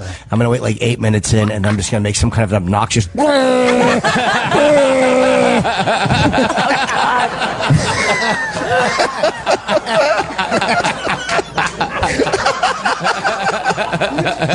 Didn't Chip used to make a lot of those videos? Fuck yeah. That is the weirdest thing I've ever heard. Yeah. I've never heard of that. Well, yeah, never. Between the video guy Tried game, just playing video games, and these people talking about spas, they all have so many more hits than my stand-up that I've worked on for so long. I know. Dude, he has better ratings than my hour got, like, by like 100,000 people. Yes, and the videos she's watching, they're kind of based on your stand-up. I'm kidding. Tom's a brilliant comedian. I'm joking. Get my T-shirt, cut her clit off, coming out. Well, you want some tequila? I don't drink. Nikki doesn't And drink. you don't Nikki drink doesn't either. drink. No, not that much. Oh, We're not now. I sometimes. don't want tequila now. Ugh, I would have been all over that. Yeah? You Really? woke up You and used just to have some drink? tequila? Yeah. When'd you stop? 2.5 years ago. Oh, cool. Oh, really? Yeah. Is there a story behind that? No, it was just I had like a shallow bottom. I was just getting too hungover. I thought it was that you banged DeRosa. That Oh was God, no! rock bottom. I thought you said that was the where you got so. I just remember you got sober right after that. That was my bottom. I have a shallow bottom. Yeah, I know you do. DeRosa. Oh, no real story there. Just decided it was time. Yeah, just to like, well, in my family, I just see it everywhere, and it was only getting worse, and I was just doing things I regretted, and. And DeRosa was one of them? Well, I was getting involved with guys who I would sleep with way too soon because I was drunk, and then I would be like, well, I slept with them, so I must like them, so I would try a relationship, and then I just wasn't really into it because it was based on just one night. Right. So I didn't want to do it So anymore. you're sleeping with people way too soon. Oh, I'm glad you cut that. Yeah, right? I didn't have sex for like a year and a half. It was like impossible. I didn't know if I was ever going to again because it was the only way I could.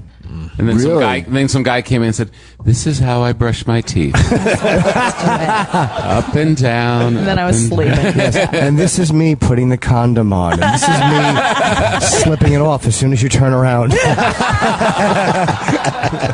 But can you just picture? That happened to me once. Did it really? Really? Yes. One of the Really? first Well, you tell times- your story first, then I'll tell mine. Okay. Just imagine DeRosa clambering on top of her like a Oh, come on. like a missing link fish. Just Joe laying his seems eggs like on her stomach. when Joe fucks, he seems like the type of guy that would get on top and bury his face in the neck, and then lock his fingers under the back skin and dig his fingernails in and just hump angrily. That's actually how he masturbates. While singing Frank Zappa. So what were we saying, Nikki? I'm sorry. Yeah, the condom thing. The condom It thing, happened to you yeah. once. Pretended to put it on. I'm Finished. sorry about that. It's a blowjob. You And should then have known. I found it underneath the pillow after it was over, and I was Still wrapped? out of the wrapper, like really pretended so to put he it fake on. unwrapped it at least. Yes, What an at asshole. least. But like, what a brilliant, what a great scheme, and then what a way to blow it at the end. Like, what a sloppy way to end it. Like, you pull this off, and then you just fuck up and leave it under the pillow. It's Yeah, it was at my parents' house. At my he just left Oh, it. Like no. I wasn't ever gonna find it. well, mom was coming home. You know. Yeah. Get it? It was her dad. Sorry. Sorry. We got Greg Proops here. Yes, as let's well. bring Greg out. Yeah, it's Nikki, gonna- are you promoting anything? Just stay where you Oh are. wait, yeah. I'm doing a show every night at Kurt and I are doing a show every night. Yeah. Catacombs. Nice. At the catacombs together? Yeah. No, I'm doing 9. He does 10:30. Yeah. Oh, Cool. nice. Hang out. We just wanted to make sure. Hey, Greg Hi, Proops, Greg everyone. Proops, everyone. Hey, Greg.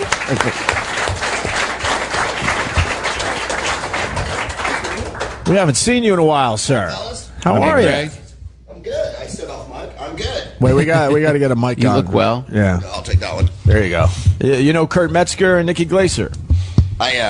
Sorry, someone's putting a big protuberance in my mug here. Hang on a second.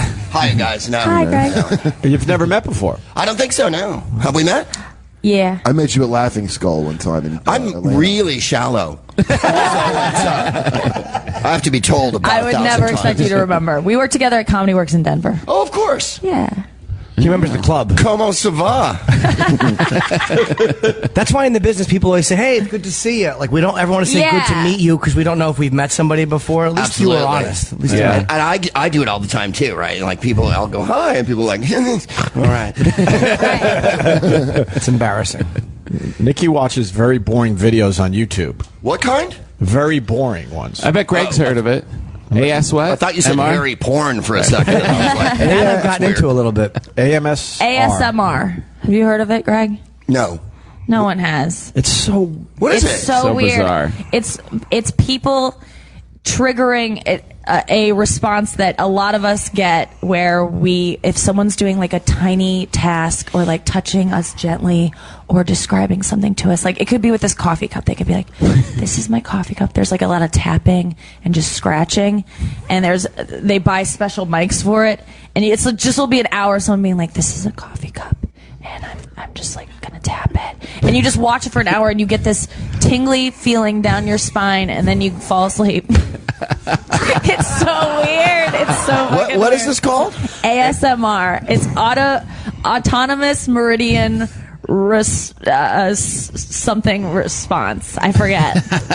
Like Bob Ross was. Yeah, Bob the king Ross. of this. Yeah. So is it always a tactile thing of someone touching some bizarre It's object? a girl brushing her hair, or it's Wow. someone just flipping through a magazine, or it's just someone whispering about like their day, and it's just like a very gentle. I think it's for people who didn't have loving mothers. Yeah. That's what I've determined, because I got it when when we would have like a mom, like another girl's mom come into the classroom and like help us with our homework, and her bracelets would like jingle, and she would like show me attention, and I would just get it and be like, give me love. I think it has to do with people who didn't get enough love as kids. Your mom wasn't like that? No, Nikki she was Glaser not. is crazy. Yeah, Nikki. That's what we're Nikki's learning nuts. today. Yeah, You're nuts. I think I am.